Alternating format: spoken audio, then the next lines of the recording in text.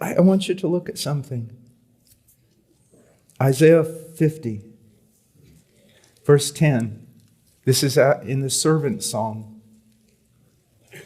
Who is among you that fears the Lord, that obeys the voice of his servant? Man, you are in a right relationship with God if this is you. You fear the Lord, that obeys the voice of his servant. That's the Son. You've obeyed the voice of his Son when he said, rise and live. That walks in darkness and has no light. Hold it. Michael was teaching that the true Christian walks in the light. That's exactly what John says. That's exactly what John says. Walks in the revelation of God. Walks in the light of God. Yes, the purity of God. All that. So what is he saying?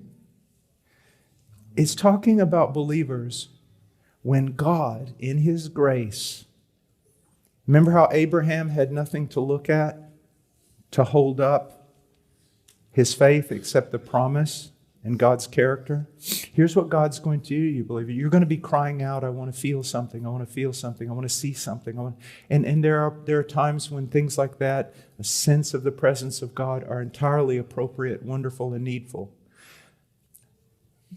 But when you really start getting into the more difficult classes in God's teaching, he will leave you at times in utter darkness. Leave you without anything to sustain your hope or your faith except your knowledge of his character. And if God promised to hold the hand of Messiah when he walked on the earth, you can be sure that he holds the hands of the Messiah's disciples. So let him trust in the name of the Lord and rely on his God. Let him do that. Not trust in what he can see. God will take away your feeling. He will even take away the sense of his love from you. He will sometimes leave you and it seems completely barren. Why is he doing it? That you learn to trust in the nature, the character, the word of your God. And then he goes on. Behold, all of you who kindle a fire, who encircle yourself with firebrands, walk in the light of your fire. And among the brands you have set ablaze, this you will have from my hand. You will lie down in torment. These are people who say, no, your character is not enough. Your word is not enough. I need to see something. I need to feel something. And so they go out there and they acquire strange fire. They've got to have some experience. They've got to have something, because just trusting in the nature of God. And so many believers will come to me and they'll go, I'm believing, but it's almost as though I see nothing.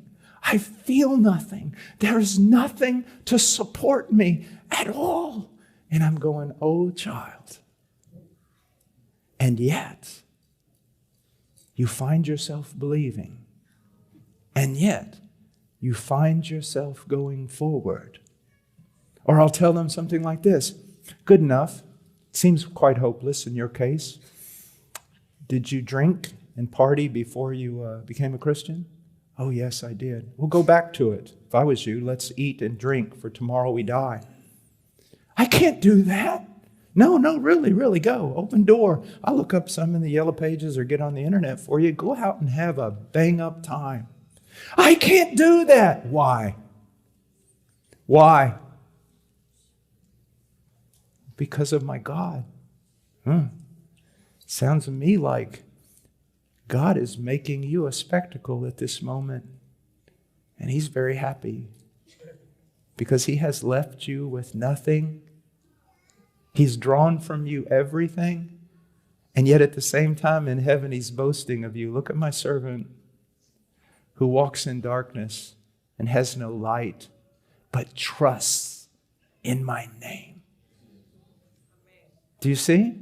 Now, so many of you can identify with that, and you're going, what I thought was a desert because of my sin is actually God getting greater glory from me than He would have if I had all kinds of things around me supporting up my faith.